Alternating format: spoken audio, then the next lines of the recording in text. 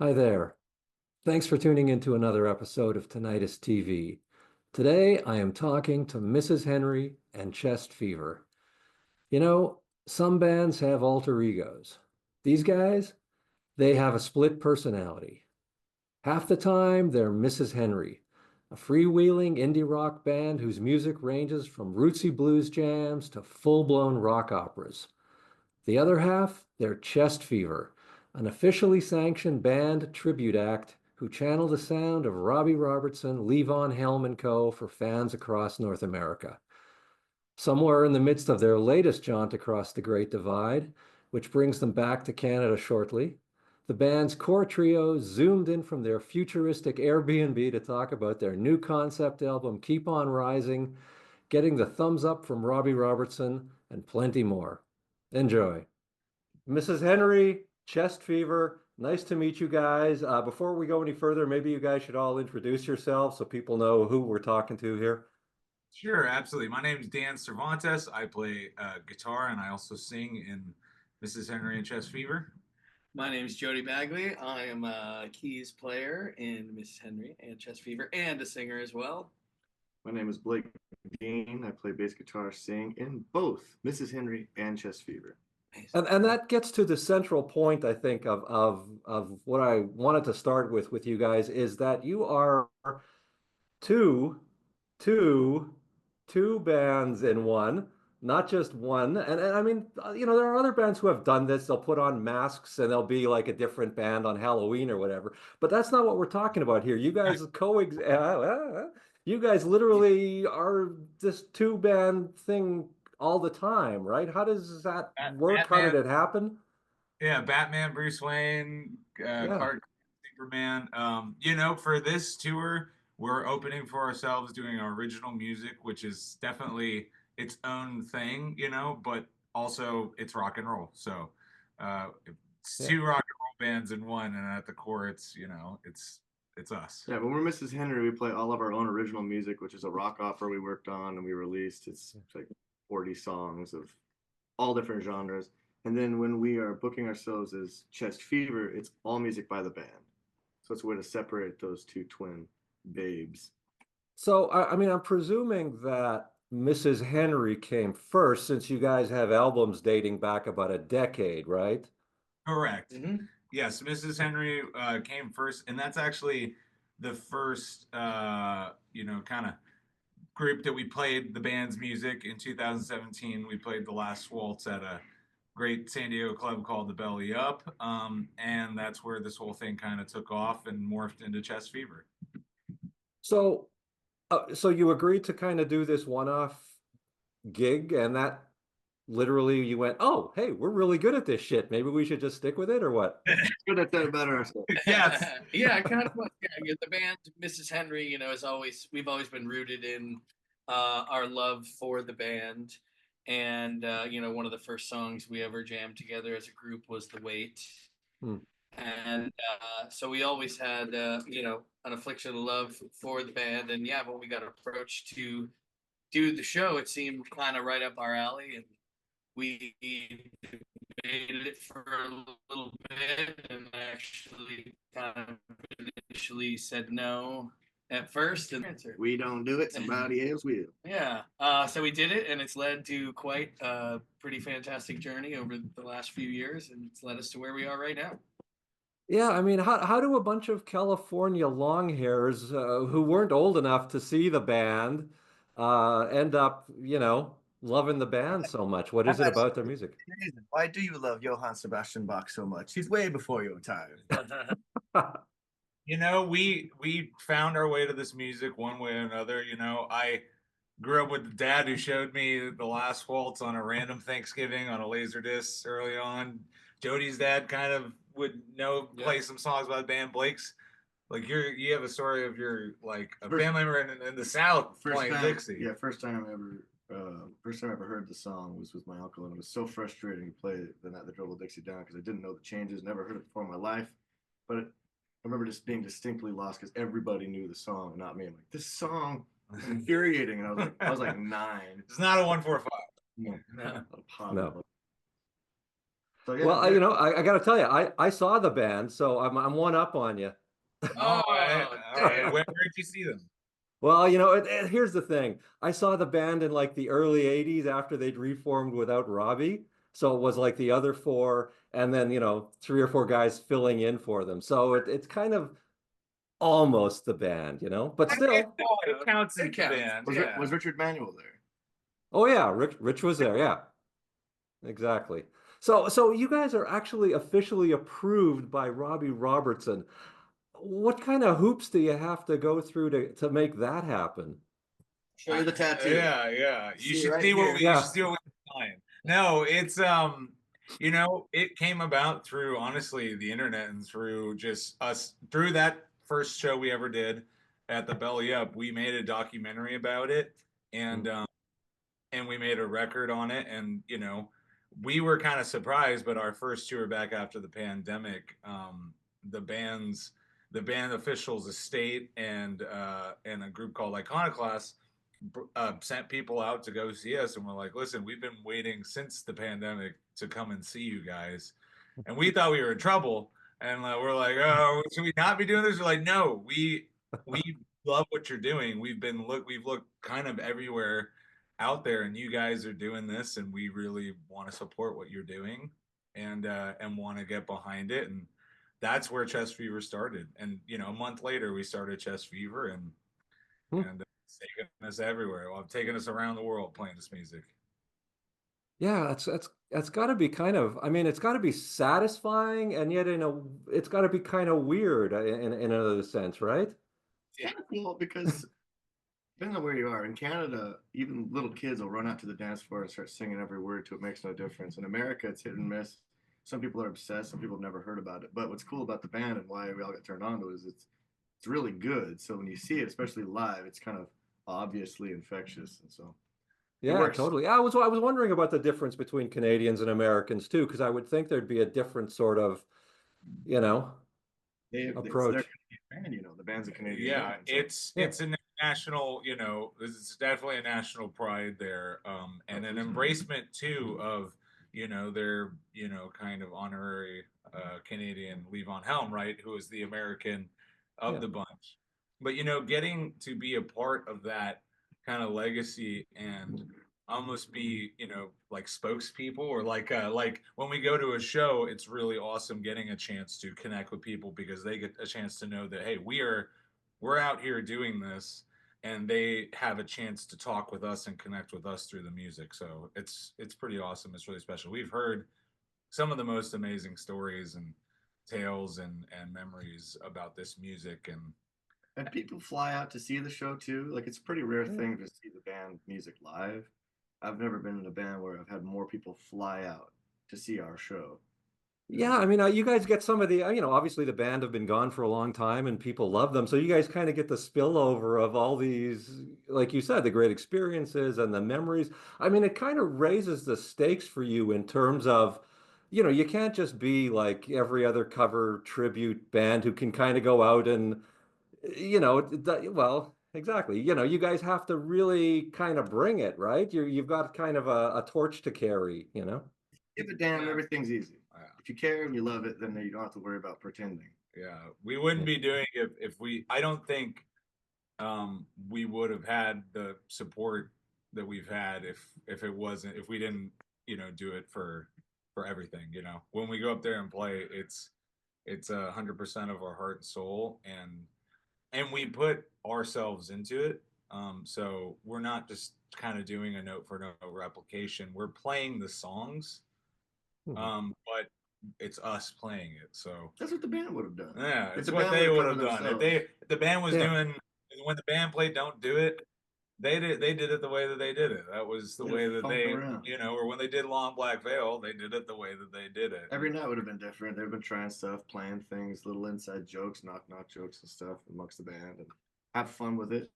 Or a Yeah, bar well, band. I mean, I wanted to bring that up because I mean, yeah, you guys aren't, it's not a Xerox. I mean, obviously, you're not turning them into, reggae versions or anything like that, but they're also not slavish recreations. It's you guys are a band who play band songs and you can do them in a way that sounds like the band, but you know what I mean? Nobody thinks they're hearing a lip sync or something.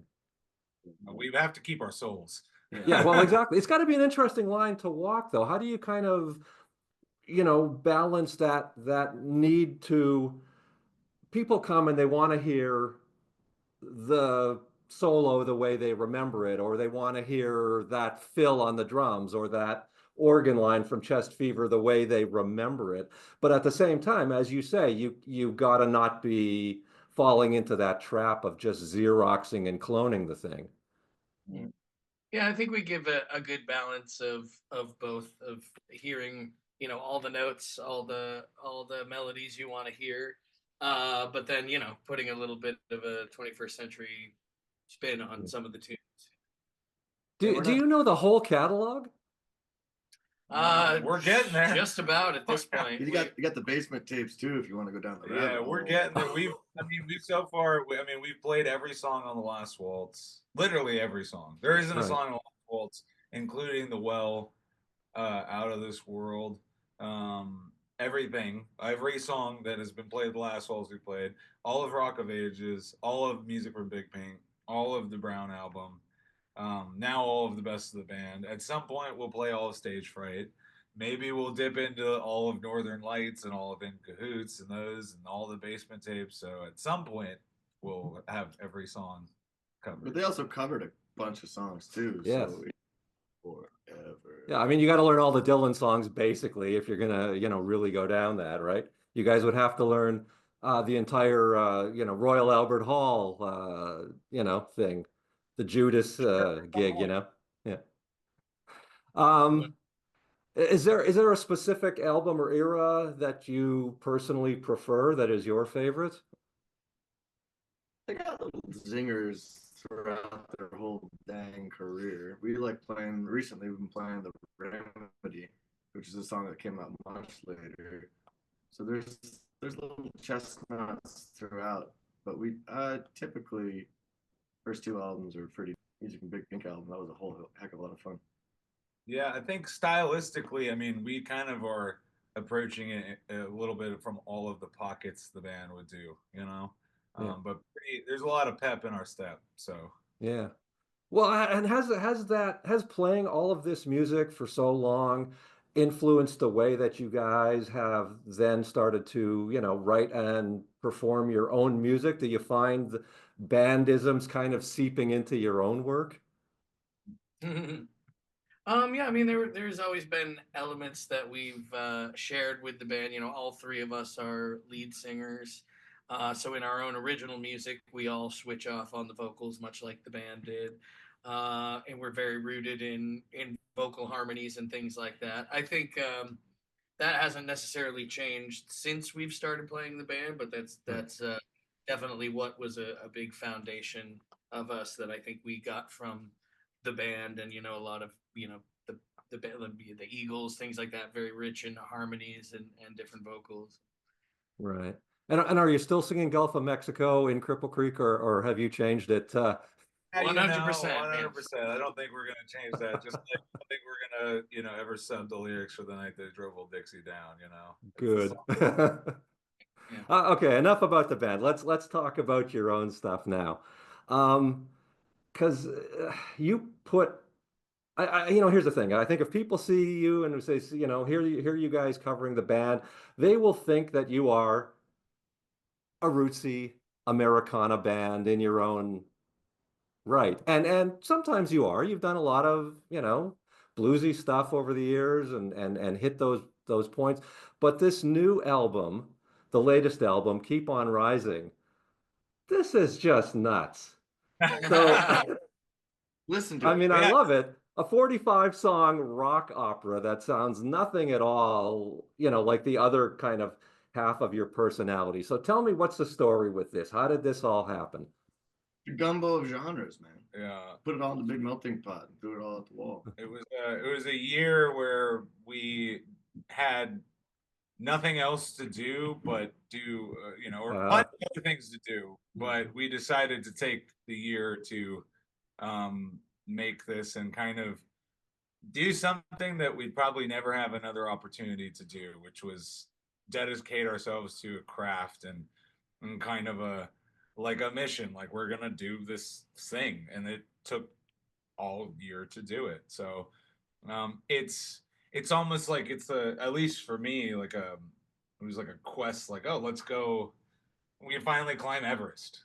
Like, oh, we've got the time to go climb Everest. Let's go give it a try. And look at the dude with the green boots or whatnot who's frozen up there for all time.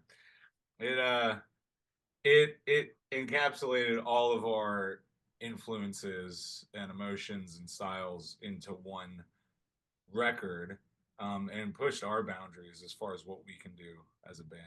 It was an interesting discipline because it was all analog, as you might know. It was all done on 2-inch tape. So Really? it was all analog, no vocal processing, nothing. It was so Holy shit.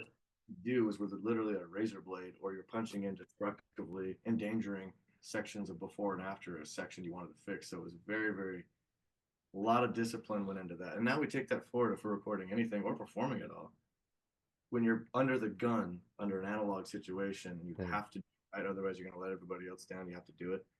You rise to that occasion. And so I think that's transferred over into our performances. And when we record, even if it's digital, we have a million takes, we treat it like analog. So it also kind of grew us up and put us in that old tradition. And it's way, way more efficient. And weirdly, it's faster in a lot of ways to work like that. Just because you can't sit and dick around with it all day and nudge it around in the box. Yeah. Million takes and trying to like, bring this thing down and like squeeze all the life out of a thing or worry about what's important. So Right. So did the story of this come first, or did you kind of come up with the story after you had a million songs on the go?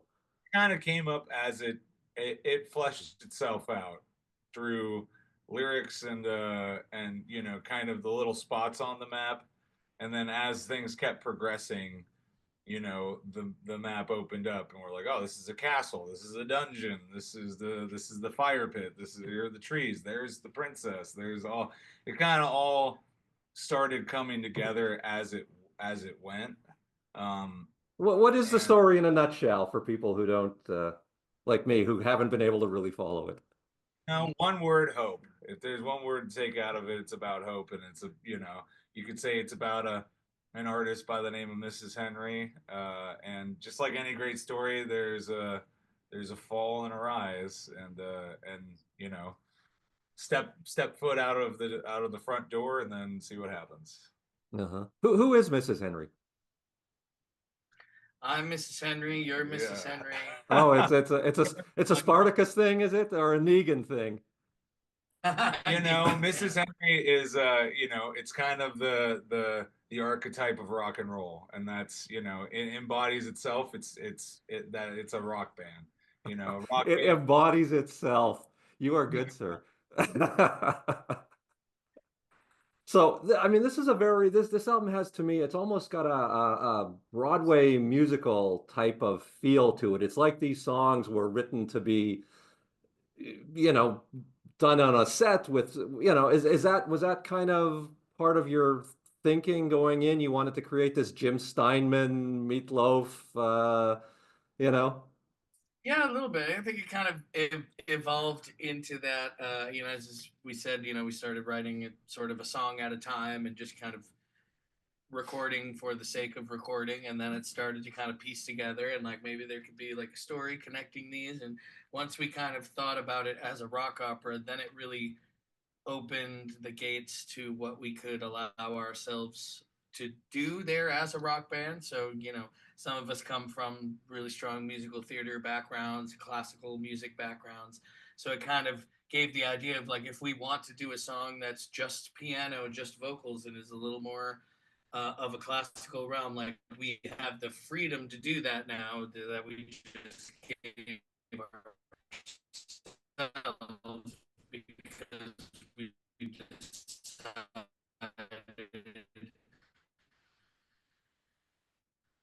of doing a more theatrical thing. So something might be like, I don't created this other umbrella of like, we can get weird with it, and it can be Things, even like the whole "Here Comes Your 21st Century Rising Star," like even that in its very theatrical Broadway delivery.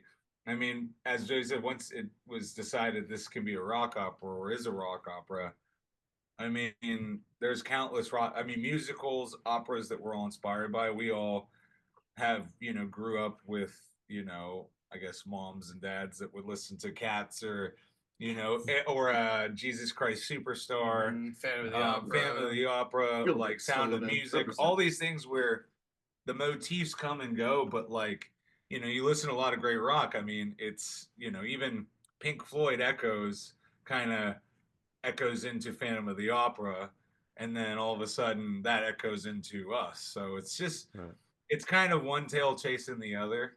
And it's if you look at Queen and Night of the Opera, I mean that's as operatic as you get, and it's as rock and roll as you get. I mean it's pretty audacious and ambitious. And Basically, if we were doing something, if it bent your ear, we had such a wellspring, like I said at the beginning, it's like a gumbo of all the different genres that we grew up with, and so we weren't holding back, and nothing was off limits. If it sounded fun, we go into super metal kind of things, Metallica land, and then we went into super campy land.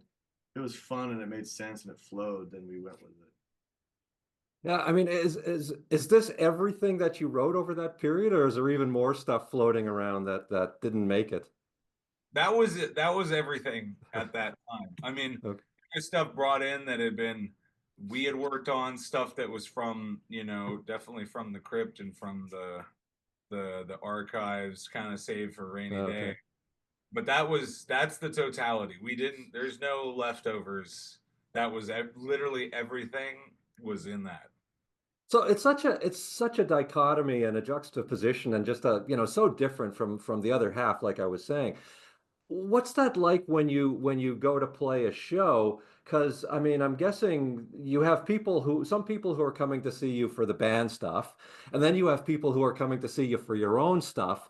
And it seems like a real schism between the two sets. The people, kind of go, what the fuck is going on? Is this the same band that was just playing? There is a little bit of that and excitement and confusion sometimes. Some people aren't sure what to expect, but honestly, we kind of win them over. It's sort of such a different when we open for ourselves. When we open for Chest Fever, it's such a Yeah. different thing than Chest Fever is. But people seem very open to it, and they really understand, that the ultimately the thread that's binding them together is that we're a rock and roll band, and we love playing and creating our own music, but we also love playing the band. So people kind of know that, and they see us do like, what we're known for, what we've written, and all of that stuff, and then we give them the show that they kind of plan to see. But they really embrace both groups, even though they're so different, and people just respect that, like, you know, that we're doing what we do, and they really enjoy it. All It's right. been As much as you obviously love doing the band stuff, would you like to see a day when you could just be Mrs. Henry? Absolutely. yeah, Yeah. yeah. Absolutely. But I think we can always find a place to do both. And that's, Yeah. it's like when we are opening for ourselves, we're just kind of scratching the surface of what we do. And it's like a little appetizer, if you will. And, but I'm sure we'll be able to be doing main courses and do our own headlining 90-minute. I mean, we did the first show of our West Coast tour and of this West Coast leg. Last show were both our own headlining sets that were like 2 hour, 30-minute shows of just all of our original music. So it is a real treat to be able to do that. Yeah. So, I mean, after you've made a 45-song rock opera, what do you do for a next album? I mean, is it then a 60 song, or do you go back to we're gonna be a power trio and do like an EP? Maybe ambient. Maybe we'll do There you go. To draw straws, Yeah, get bingo game. that is a good question. We've kind of, lightly talked about it. If we did another one, maybe we would do a more stripped down, more rootsy kind of rock one. But the fun thing is that you just kind of sort of let it see what happens. Again, with this rock opera, we didn't say like we're gonna write a rock opera and we need like an opera song, we need a rock song, we need a classical song. It just kind of unfolded the way it did, and that's why it was so natural and so fun to do. Is we started creating and being like, oh, like we just had a bunch of blocks and we started putting them together and we're like, oh, this looks like a dinosaur, this is cool, well, let's keep building, now he's got wings, and all of a sudden it's just our imagination grew. So I think if we tried to set out to be like, this next album is going to be our jazz album, and we went in there and tried to do it, I don't think it would be natural. So I think it would start with like someone being like, I got a riff here, or I got this one song, and someone has this other song, and then it just sort of builds together. Yeah, so it is interesting to tell what the next album is, but it's gonna be interesting to follow up. Well, I'm going to put in my vote for Mrs. Henry Jazz Odyssey, so you can go to the amphitheater and play with a puppet show I was gonna say, opening Okay. up. Yeah. Or here's my pitch: a Henry record. Henry VIII, I am. Henry Rollins, Henry Cow, all the famous musical Henrys. You get them in there. Right. That's brilliant. All right. Listen, guys. I think I've taken up enough of your precious time. But I gotta love the Airbnb you're in though. Those blue lights down the hallway. It's like That is I'm pretty not cool, sure right? whether we're in a submarine or a spaceship, but it works, man. Oh, Right, Wanted it's to a give you submarine something and a fun. spaceship, like those Yeah. cars that can drive in the water. You're missing it though. There's even like a couple of arcades behind Jody. Well, we're not going to show Oh my you. God! So you guys are staying at like a Dave and Buster's? Is that the deal? We Or are. They're gonna kick us out. Squatters' rights. We're here Yeah. long enough. We've got mail delivered here, so we technically you have to own sleep in the ball pool? Is that the thing? it. Yes, we got a giant ball from the ball pit right here. Yeah, okay. And then again, I'm guessing everywhere you guys end up sleeping is the ball pit in one way or another. All right. I will Get on down here. I will let you guys go. Thanks so much for your time today. Be safe on the rest of your tour, and we'll see you somewhere down the road. Absolutely. Sounds Thanks good. so much for having us. Yeah, really All appreciate right. it.